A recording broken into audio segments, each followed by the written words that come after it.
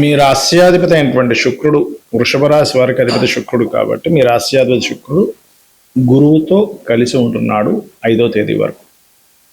5 తర్వాత వెళ్ళి కేతుతో కలుస్తున్నాడు. అంటే చతుర్థంలో శత్రువుతో కలుస్తున్నాడు. ఇది చాలా గుర్తుపెట్టుకోవాల్సిన అంశం. 2లో రవి 17వ తేదీ వరకు. అదేవిధంగా బుధుడు కూడా 5వ తేదీకి వచ్చి 2లో చేరుతున్నాడు. 2వ అధిపతి 2లోకి, మరియు 3లో గురువు, అదేవిధంగా చంద్రుడు 12 రాసులు తిరుగుతూ ఉంటాడు. దశమంలో రాహువు, లాభంలో ఆ యొక్క శని, లగ్నంలో కుజుడి యొక్క సంచారం జరుగుతుంది.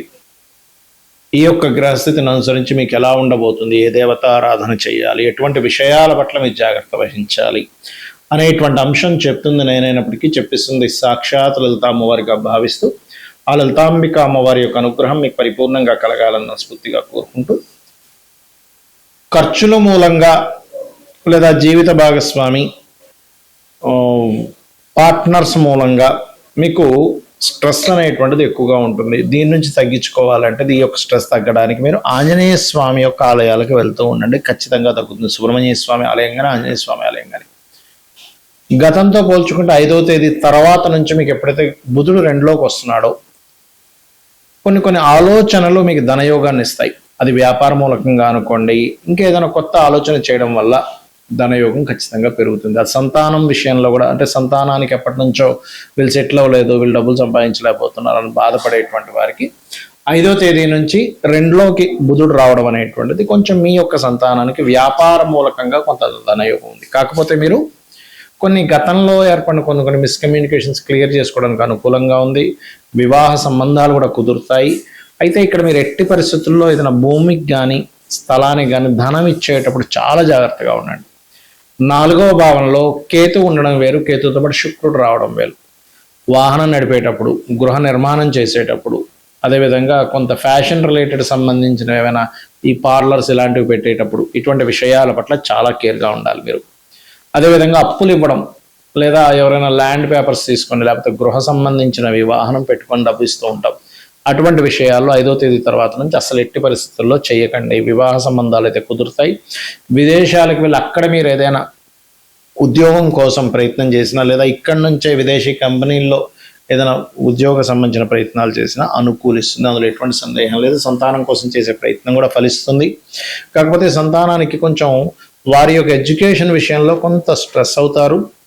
మరియు ఈ వివాహం విషయంలో జీవిత భాగస్వామితోని, అంటే వాళ్ళతో ఉండే ఒత్తిడి, వివాహ సంబంధించిన విషయంలో నిర్ణయాల విషయాల్లో కొంచెం అవతల వాళ్ళు మిమ్మల్ని ఇబ్బంది పెట్టడం ఇలాంటివి ఉంటూ ఉంటాయి. ఇక మీరు నిత్యము చేయవలసిన దేవతారాధన విష్ణు సహస్రనామాలు శ్రవణము పఠనము చేయండి, సూర్య ఆరాధన చేయండి, అనే విధానము ఉంటుంది.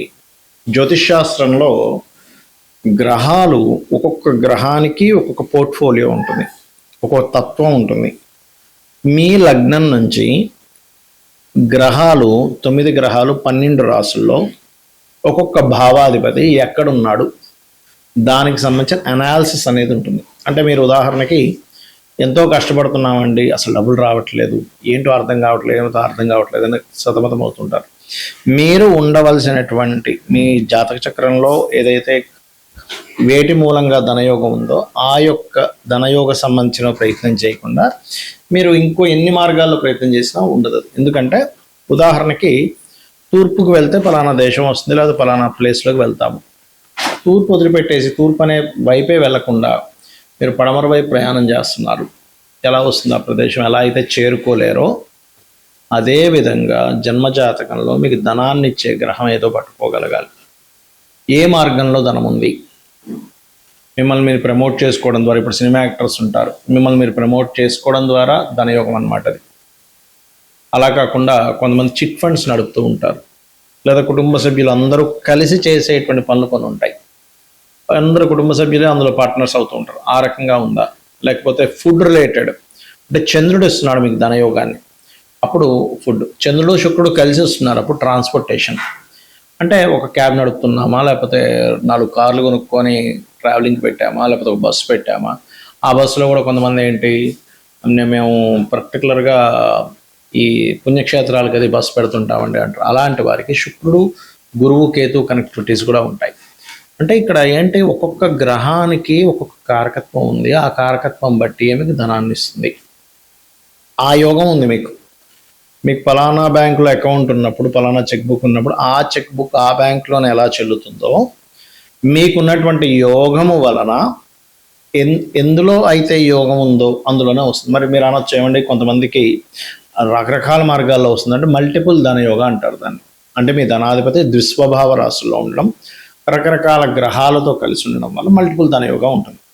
కొంతమందికి 1-2 వాటిలోనే డబ్బులు వస్తాయి. కొంతమందికి ఒక 50 సక్సెస్ అయినా 51 దగ్గర ఇబ్బంది పడతారు. ఎందుకంటే ఆ మాటి మూలంగా ధనయోగం లేదు. మరియు ఆ సమయంలో పర్టికులర్గా ఆ యొక్క వ్యాపారాలు చేయడం మూలంగా వాళ్ళకి ధనహీనత యోగం ఏర్పడింది. దానివల్ల ఇబ్బంది పడడం ఇవన్నీ కూడా ఉంటాయి. ఇక ఇక్కడ గమనించుకున్నట్లయితే ఈ గ్రహాల యొక్క స్థితిగతులు ఏవైతే ఉన్నాయో, ఈ గ్రహ స్థితిగతులు పర్టికులర్గా గమనించుకున్నట్లయితే ఇక్కడ మీరు ఏదైతే ఉంటారో అంటే మీ కాంబినేషన్స్ అంటే చూడండి, ఒక్కోసారి మనకి పలానా పని చేయాలి, పలానా సంబంధంగా ఇలా అవుతుంది అన్నప్పుడు మీరు అర్థం చేసుకోవాల్సింది ఏంటంటే గ్రహాలు ఇక్కడ 3 రకాలుగా విడిపోతాయి గ్రహాలు ఇప్పుడు కూడా. ఎలా అంటే మీకు ఈ యొక్క ఆలోచన వచ్చింది, పలానా బిజినెస్లోకి వెళ్ళాలి, లేకపోతే పలానా ప్రాజెక్ట్ చేయాలి ఏదైనా, ఆ ఆలోచన మీకు నష్టపరచడానికి వచ్చిందా, లాభం కలగడానికి వచ్చిందా అనేది చాలా స్పష్టంగా జ్యోతిష్ శాస్త్రంలో ఆ గ్రహం చెప్తుంది చాలా స్పష్టంగా. అంటే చిన్న ఎగ్జాంపుల్ చెప్తా చూడండి. ఒక వ్యక్తి ట్రాన్స్పోర్టేషన్ పెడదాం అనుకున్నాడు. శుక్రుడు అంతర్దశ, శుక్రుడు మహాదశ. అవునండి, శుక్రుడు కాబట్టి వాహనాలు కాబట్టి నాకు ఆలోచన వచ్చింది, నేను సక్సెస్ అయిపోతానా? కాదు. ఆ శుక్రుడు ఎలా ఉన్నాడు కండిషన్, శుక్రుడి యొక్క కండిషన్ బాగుందనుకోండి, నిజంగానే మీకు అందులో లక్షలు కోట్లు సంపాదిస్తారు. అదే శుక్రుడి కండిషన్ బాగోకపోతే ఆలోచన ఇస్తాడు కానీ నష్టాన్ని ఇస్తాడు. ఇది పట్టుకోగలగాలి. ఎలా అంటే మనకు ఒక ఫ్రెండ్ ఎవరో పరిచయం అయ్యారు. పరిచయం అయినప్పుడు పలానా వ్యక్తి పరిచయం అయ్యాడండి, ఆయన చాలా పెద్ద బిజినెస్ మ్యాన్, అది ఇది అనుకుంటున్నాం. ఆయన దానిలో షేర్ కూడా కలవమంటున్నాడు. కానీ ఆయన ఆలోచన ఏంటి, మిమ్మల్ని షేర్ కలుపుకొని మిమ్మల్ని ముంచాలని ఆయన ఆలోచన. అతని ఇంటెన్షన్ అది అయినప్పుడు మీరు వెళ్ళడం వల్ల ఏంటి, నష్టం వస్తుందా లాభం వస్తుందా? నష్టమే కలుగుతుంది. ఎందుకంటే తీసేసుకొని తర్వాత అది నష్టం వచ్చిందని మిమ్మల్ని ఇబ్బంది పెడతాడు.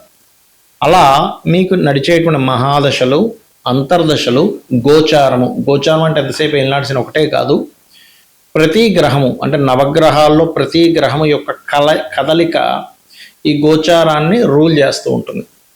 అంటే ఇప్పుడు మనం చెప్పుకుంటున్నాం, మేషం నుంచి ఈ గ్రహాలు ఇక్కడ ఉన్నాయి, వృషభం నుంచి ఈ గ్రహాలు ఇక్కడ ఉన్నాయి. ఆ గ్రహం యొక్క ఎనర్జీ ఎలా ఉంది, ఆ ఎనర్జీ వల్ల మీకు ఎటువంటి ఫలితాలు వస్తున్నాయి అనేటువంటిది గోచారం రూల్ చేస్తూ ఉంటుంది. గోచారం మీకు చూపిస్తూ ఉంటుంది. అందుకే మనం ఈ గోచార ఫలితాలు చెప్పుకుంటాం. అంటే కాలము ఇలా ఉంది, కాలం ఉంది కాబట్టి నువ్వు ఇలా ముందుకు వెళ్తూ ఉండు, కాలంలో ఇలా ఉన్నాయి పరిస్థితులు, నీకు ధనపరంగా ఇలా ఉన్నాయి, కుటుంబ పరంగా ఇలా ఉంది, గృహపరంగా ఇలా ఉంది, ఉద్యోగపరంగా ఇలా ఉంది అనేటువంటి చెప్పేదే గోచార ఫలితాలు. అయితే మీ పర్సనల్ చార్ట్లో ఉండేటువంటి స్ట్రెంగ్త్ చాలా ముఖ్యం గోచారం కంటే కూడా. అది గనక చాలా బాగుంటే గనక గోచారంలో జరిగేటువంటి కొంత ఇబ్బందికరమైనటువంటి ఫలితాలు ఏవైతే ఉంటాయో అవి చాలా మటుకు తగ్గిపోతాయి. అలా కాకుండా అక్కడ మీకు జన్మజాతకంలోనే బలం లేదు, గోచారంలోనే కొన్ని పాపగ్రహాలు వచ్చి కాంబినేషన్స్ వచ్చేసాయి. అందుకే చూడండి, అసలు ఎప్పుడు మేము పడలేదండి ఇంత ఇబ్బంది అంటూ ఉంటాం. ఎందుకు? కారణం ఏంటంటే మీ పర్సనల్ చార్ట్లో మహాదశ, అంతర్దశ అనుకూలంగా లేదు, దానికి తోడు గోచారం అలా వచ్చింది. ఇవన్నీ ఒక ఎత్తు అయితే మీరు సరైనటువంటి గృహంలో కూడా లేరు. మీరు ఉండవలసిన గృహంలో ఉండకుండా, అంటే మీకు సరిపోయే డైరెక్షన్లో ఉండకుండా దోషమున్న ఇంట్లో ఉంటే మళ్ళీ అక్కడ కూడా సేమ్ ఇవే నవగ్రహాలు అష్టదిక్కుల్లో ఉంటాయి కాబట్టి అది మళ్ళీ ఇంకొక దోషం ఎక్కువ అవుతూ ఉంటుంది. కాబట్టి ఇది చాలా క్లియర్గా మీరు ఇల్లు చెక్ చేసుకొని, మీరు ఇవన్నీ నాకు తెలియవండి, నాకు డేట్ ఆఫ్ బర్త్ లేదు, నాకు వాస్తు తెలియదు, నాకు అంత చూపించుకునే స్తోమత కూడా లేదంటే చాలా సింపుల్ టెక్నిక్. లలితా సహస్రనామాలు నిత్యము పారాయణం చేయండి, ఏమీ అక్కర్లేదు. అమ్మవారి మిమ్మల్ని చూసుకుంటుంది, ఒక కన్న తల్లిలాగా. శ్రీమాత్రే నమః.